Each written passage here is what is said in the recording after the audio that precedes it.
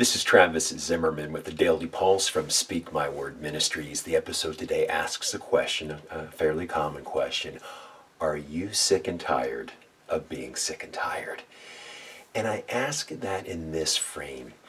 My bride, my best friend of over 20 years, Suzanne Zimmerman, is in a very difficult state right now, a very difficult period of her life, I can't even go into it here, but just so many issues with pain and is in a down right now. And she hasn't specifically said she's sick and tired of being sick and tired, but you can read it on her and the way she handles things. And it's not to embarrass my bride. It's to make a plea and to be broad about it. Every one of us suffers, don't we? We all go through pain. And we want that pain to go away. And, God, when are you going to take this pain away? And when will this be resolved? And when will I be my old self again? And, many of us ask that question, don't we? And I want to take you back to the book of Jeremiah. Jeremiah is often called the weeping prophet.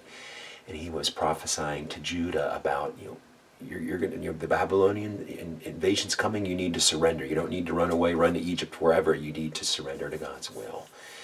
And there was a lot of pain and suffering there, largely due to their own choices, but nonetheless, God is merciful. And what Jeremiah shared from the Lord is in Jeremiah chapter 31, verse 25. The one I want to specifically note here is this. I will refresh the weary and satisfy the faint.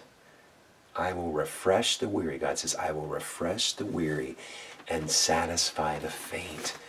Jeremiah chapter 31, verse 25. So what God's saying there is, through antiquity, throughout all generations, there have been people who are weary and people who are faint, who are sick and tired of being sick and tired.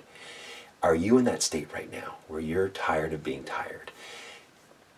Trust God in this, that He will restore you and will renew you and refresh you in His timing. And for us, that timing can't come soon enough.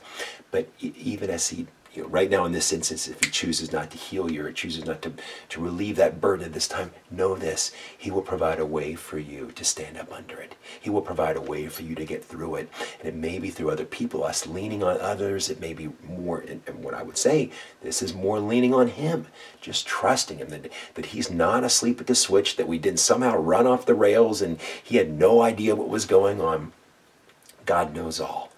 And we can trust Him even in those valleys that we go through, even when we're sick and tired of being sick and tired. We can rely on Jesus to be our strength. In His name, Father. Amen.